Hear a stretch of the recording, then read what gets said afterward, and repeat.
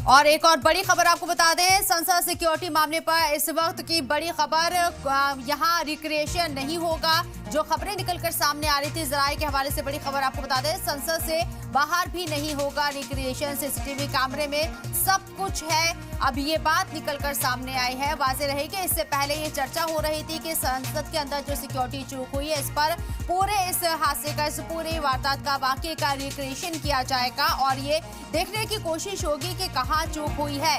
लेकिन फिलहाल जो खबर निकलकर सामने आ रही है उसके मुताबिक संसद से बाहर भी अब रिक्रिएशन नहीं होगा और ना ही संसद के अंदर किसी तरह का कोई रिक्रिएशन किया जाएगा।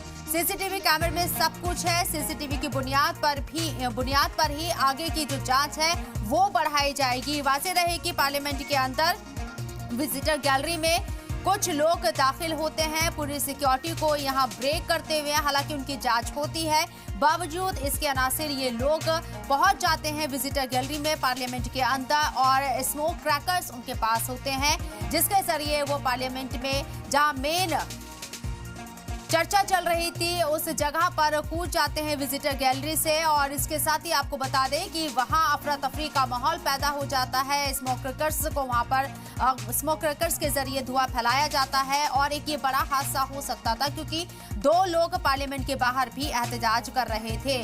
अब पूरे मामले में जो अपडेट सामने आ रही है, किसी तरह का कोई रिक्रिएशन नहीं होगा।